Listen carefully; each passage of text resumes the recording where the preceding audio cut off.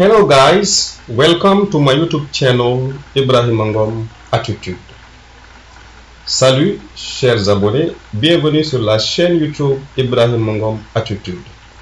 Il y a de cela 2 jours, nous avons corrigé ensemble sur ma chaîne YouTube l'épreuve du concours d'entrée à la FASTEF licence 2022-2023. Aujourd'hui, nous allons corriger l'épreuve concours FASTEF bac 2022-2023. Bonne chance à tout le monde. Question 1. Give the past simple and the past participle of the following verbs. Infinitive, past participle, past simple, and past participle. To arise, number 1.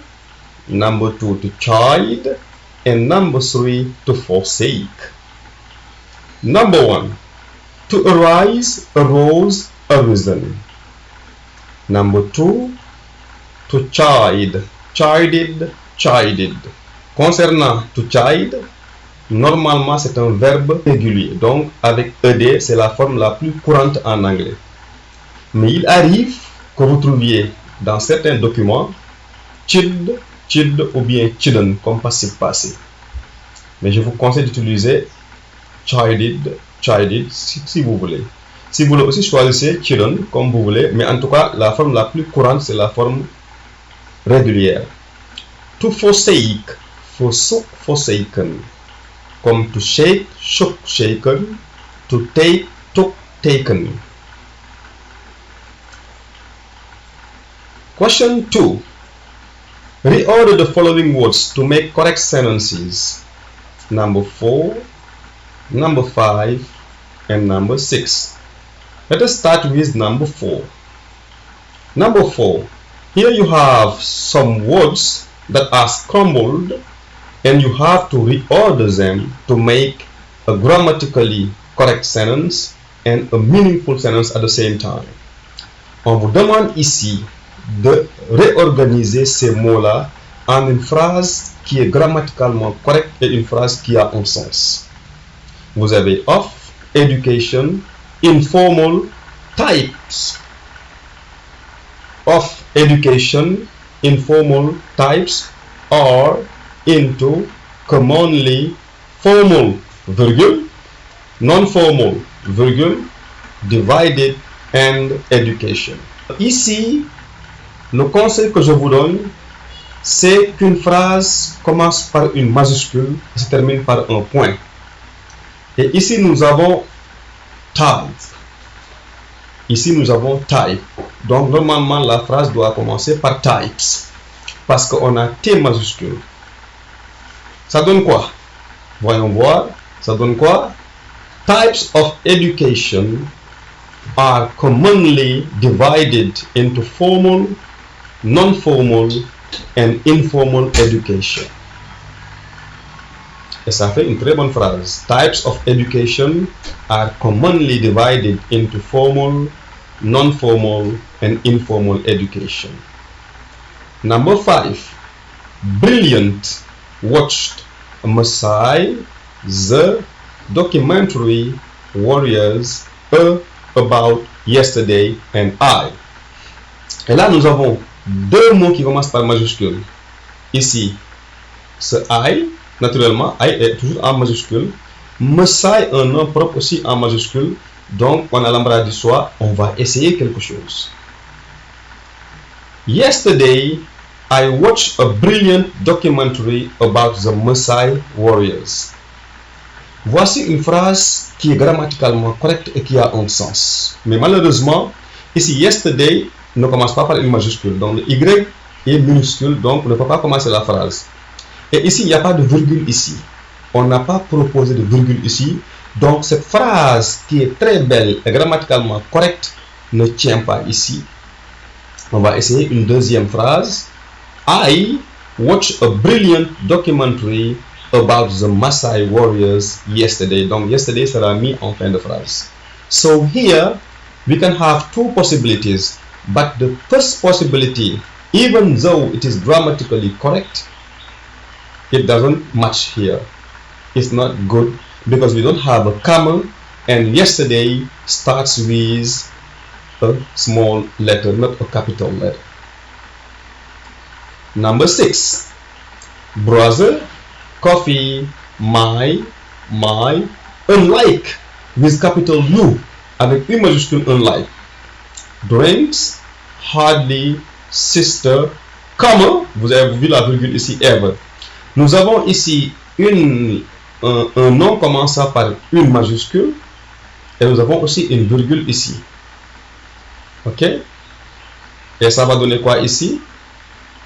Unlike my sister, my brother hardly ever drinks coffee. Contrairement à ma sœur, mon frère prend rarement du café, boit rarement du café. Ou bien aussi, contrairement à mon frère, ma sœur boit rarement du café. Boit à peine du café. Donc, les deux c'est possible parce qu'ici la virgule est séparée de sister. Si on avait mis la virgule juste après sister, là c'est la première phrase qui serait valable. Mais les deux sont valables dans cet exercice. It's okay, guys? Question number 3. Use the appropriate forms of the words in brackets to complete the sentences. Number 7, I'm sorry. We are sorry to announce the cancel of the event for security reasons. Number 8, Mali is hit by a succession of crises. Number 9, I told you on number occasions not to leave the safe unlocked. Number 10, the government blames the rise in the cost of living on the precedent global inflation rates. Ici, on vous demande de prendre le mot dérivé de cancel pour compléter un mot dérivé de cancel pour compléter la phrase là, pour que la phrase soit grammaticalement correcte et ait un sens. So, you have to choose the right form of the word cancel to complete the sentence meaningfully. Number 7, cancellation. We are sorry to announce the cancellation of the event for security reasons. So to cancel, cancellation. Some people may say cancelling, but I prefer cancellation. Number 8, Mali is hit by a succession of crises. A succession of crises. You may have other possibilities, but this one is the one I have chosen for you today. Mali is hit by a succession of crises. I told you on numerous occasions not to leave the safe unlocked. I told you on numerous occasions not to leave the safe unlocked. Number 10, the government blames the rise in the cost of living on the unprecedented global inflation rate. Voici les mots que j'ai choisis. Voici les mots que j'ai choisis dérivés de cancel, succeed, number, precedent. Vous pouvez trouver peut-être mieux, mais ça, ce sont les choix, ce sont les mots que j'ai trouvés, moi personnellement. Et je n'ai pas dit que ce que j'ai fait, c'est parfait, jamais de la vie. Donc, nul n'est parfait, il y a souvent des erreurs, comme j'en ai fait dans le passé, j'en ai fait beaucoup.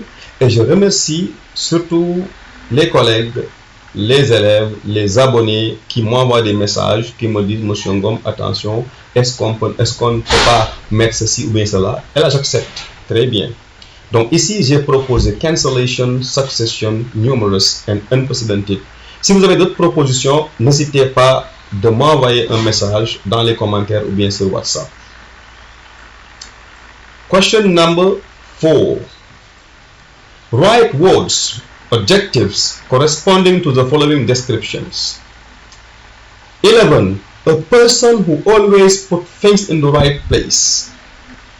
How do you call this person? Beginning with T. Une personne qui range toujours les choses, les met à leur place. Comment on appelle cette personne en anglais? Un mot commençant par T. Number 12. A person who is naturally good at something. Beginning with G. someone you can't count on. You can't count on. Or someone who will never reveal your secrets, beginning with T. Donc, on vous demande dire comment on appelle une personne qui range toujours les choses à leur place, qui met toujours les choses à leur place. Quelqu'un qui est ordonné en français. Maintenant, en anglais, commençons par T. Numéro 12. A person who is naturally good at something. Quelqu'un qui est naturellement bien en quelque chose. Je ne sais pas si c'est au football, en informatique, ou quelqu'un qui est naturellement bien en anglais. Voilà. Cette personne-là, comment on l'appelle, commençant par G. Someone you can count on. Quelqu'un sur qui tu peux compter. En anglais, commençant par R. Et 14. Someone who will not reveal your secrets. Quelqu'un qui ne va jamais dévoiler tes secrets. Comment est-ce qu'on l'appelle? En anglais, commençant par T. Let's go. Number 11. Okay. Number 11. So a person who always put things in the right place is tidy. This person is tidy. And this is my opinion. Maintenant, ça c'est mon choix. Si vous trouvez autre chose, donnez-moi la réponse dans les commentaires ou bien sur WhatsApp. J'accepterai volontiers. Number 12. A person who is naturally good at something, this person is a genius or is gifted or is a geek. Genius, c'est bon, c'est un génie. Gifted, quelqu'un qui a un don. Geek aussi, c'est possible. Voilà. Et là, si c'est un nom, on préfère genius et geek. Genius, c'est bon. Moi, je préfère ici. Genius, c'est un génie. Someone you can count on. Quelqu'un sur qui tu peux compter. Reliable. He is reliable. Someone who will not reveal your secrets. Digne de confiance. Trustworthy. Donc, voici ce que j'ai trouvé. Tidy, genius, reliable, trustworthy. Avec d'où certains diront peut-être geek. C'est possible. Question number 5, I'm sorry. Question number 5. Fill in the gaps with the correct form of the phrasal verbs in the box. Here you have some phrasal verbs. Put up with, give up, run out of, turn up, take off, go out with, and turn out. Your children 2 hours late yesterday. After the investigation, if the suspect was not guilty. 17. The hotel guest had the noise from the bar. 18. Why don't you? Smoking, you are taking risks. Number 19. A new couple have just next door. And the last one, number 20. I think we have coffee. Can you go and get some? Ici, qu'est-ce qu'on vous demande de faire? On vous demande de choisir parmi ces expressions-là, dans la boîte, laquelle il faut mettre dans cette partie-là, ce vide, pour compléter la phrase 15. Et à quelle forme? Si je prends par exemple le cas de give. Si je choisis give, est-ce que je dirais give up, given up, gave up, giving up? C'est à vous de choisir la bonne forme pour compléter la phrase 15, 16, 17, 18, 19 ou bien 20. It's okay? Mais est-ce que vous comprenez d'abord le sens de ces phrasal verbs? Do you really understand the meanings of these phrasal verbs before you tackle the exercise? Donc, si vous ne comprenez pas ces mots-là, si vous ne connaissez pas le sens, vous ne pouvez pas faire l'exercice. Nous allons d'abord comprendre le sens de ces mots-là. So, to put up with veut dire quoi? To tolerate or to endure something. I can't put up with this noise any longer. It's driving me crazy. Number 2, to give up. To give up is to stop trying or to surrender. Démissionner, laisser tomber. To run out of. Use up all of something. We have run out of milk, so I'll go to the store to buy some. Donc, run out of, ici ça veut dire être à court de quelque chose. Tu avais quelque chose, mais tu n'en as plus. Par exemple, une école, un lycée qui est à court de papier, ça veut dire qu'ils n'ont plus de papier. Ils ne peuvent plus faire de photocopie. So, run out of. To turn up is to appear, to arrive. Usually, unexpectedly or late. I was worried because he was late. but he eventually turned up at the party. Take off, to remove something. It can be clothes, or for something to rise, such as a plane. Ici, il y a deux sens. To take off peut signifier décoller, comme un avion, un hélicoptère, décoller. Ça peut aussi signifier aussi enlever, comme des vêtements, se débarrasser de quelque chose comme les vêtements. So, the plane took off. L'avion a décollé à 6 heures. Please take off your shoes before entering the house. S'il vous plaît, enlevez vos chaussures avant d'entrer dans la maison. Take off, okay? Number 6, to go out with, sortir avec. To be in a romantic relationship or to spend time socially. Sarah is going out with John. They have been dating for a few months. And number 7, to turn out. Result in a particular way. The event turned out to be a huge success despite the rain. The event turned out to be a huge success despite the rain. Allons-y.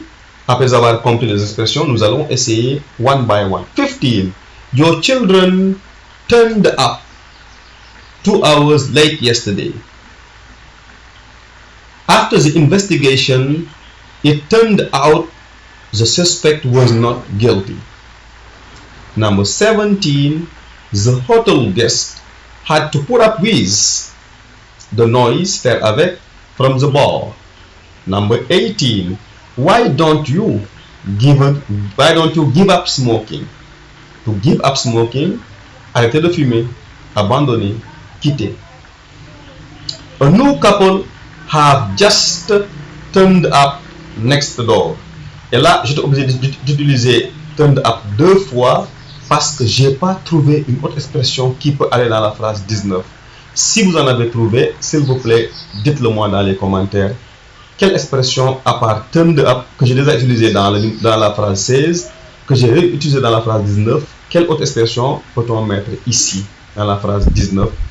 J'en ai pas trouvé. Si vous en avez trouvé, s'il vous plaît, je veux savoir. Number 20. I think we have run out of. Run out of, être à court de. Coffee, can you go get some? Question number 6. Complete the conversation with the words or phrase in the box. Larger size, the sale, bring it back, suits, fits, try it on, fitting room, refund, receipt. Mais est-ce que vous comprenez le sens de ces mots-là avant même de les utiliser dans une conversation? Vous avez ici un dialogue et c'est à vous de compléter le dialogue avec les mots qui sont dans la boîte. Ok, on y va one by one. Ok. Large size, quand on parle de pointure, on parle de pointure, vêtements, chaussures, la taille. The sale, quand on parle de sale, c'est la vente de quelque chose. Ok, a period when goods are sold at reduced prices, c'est la solde. La vente ou les soldes. Bring it back, to return an item to the store. Vous avez acheté une marchandise dans une boutique, ça n'a pas marché avec vous, la taille n'est pas bonne, et vous ramenez, vous rapportez, vous rendez la marchandise chez le boutiquier. Rapporter, ramener, rendre. Suits, to be appropriate for or to look good on someone. Convenir à quelque chose. Vous avez acheté une veste, une robe. Est-ce qu'elle vous convient? Est-ce qu'elle vous va bien? Est-ce qu'elle vous va à merveille? Suits. Fits maintenant, to be the right size or shape for some or something. Acheter des chaussures. Est-ce que ces chaussures vous vont? Est-ce que c'est la bonne taille? To fit. Does it fits? Do the shoes fits you? Try it on. To put on clothes. To check if it fits or looks good. Essayer un vêtement. Essayer des chaussures, est-ce que ça marche? Fitting room, dans chaque grande boutique où on vend des vêtements, il y a ce qu'on appelle un fitting room, une cabine d'essayage ou bien une salle d'essayage où les gens vont s'enfermer pour essayer des vêtements. Est-ce que les vêtements iront ou pas? To refund, rembourser. Un remboursement, un refund, si c'est un non. A receipt, un document qui montre que vous avez payé, un reçu. A document that shows you have paid for something. Donc voici les mots que nous avons ici. Allons-y. C'est le vendeur qui parle à Anta. Hi, how can I help you? Comment puis-je vous aider? Anta répond. I like this dress. Can I? J'aime cette robe. Puis-je l'essayer? Est-ce que je peux l'essayer? Try it on. Can I try it on? Est-ce que je peux l'essayer? Sure, bien sûr. The is over there. La salle d'essayage, la cabine d'essayage se trouve là-bas. The fitting room is over there. Anta répond. It's a bit small. Anta dit à la vendeuse, c'est un peu petit. La taille est petite. Est-ce que je peux essayer? Can I try a larger size? Est-ce que je peux essayer une taille plus grande? Une pointure plus grande? Oui, a larger size, a bigger size. Et le vendeur répond, a seller, of course, bien sûr. Here is the same dress in a 12. Voici la même robe, taille 12, and it's in the sale, et c'est aussi en vente. Ok? En vente au rabais. Anta, thanks. Yes, that. Anta dit, merci. Oui, ça me convient parfaitement. It fits perfectly. Yes, it really suits you. Ça vous va à merveille. It really suits you. Ici, fits et suits ont presque le même sens. Ça veut dire aller à, convenir à. Parfaitement avec quelqu'un. Ok. I will try it on. Oui, je vais l'essayer. Et là aussi, j'ai utilisé try it on 2 fois. Je ne sais pas vous, qu'est-ce que vous avez choisi. Mais moi, je n'ai pas trouvé autre chose que try it on pour le numéro 27. Si vous avez trouvé autre chose, s'il vous plaît, je veux savoir. Mettez dans les commentaires. Un travail n'est jamais parfait. If I bring it back, can I get a refund? J'ai pris un vêtement, je l'amène pour l'essayer, ou bien je l'achète, je l'amène chez moi. Ça ne marche pas. Si je le ramène, est-ce qu'on va me rembourser? Est-ce que j'aurai un remboursement? If I bring it back, le ramener, si je le ramène ou si je la ramène, est-ce que je pourrais avoir un remboursement? If I bring it back, can I get a refund? Yes, you can. How would you like to pay? Oui, tu peux avoir un remboursement. Comment veux-tu payer? By credit card. Et là, j'ai oublié un T. Excusez-moi, je vais mettre le T. By credit card. Et là, je mets le T. Et je reviens. By credit card, please. Ok, here is your receipt. Voici votre reçu.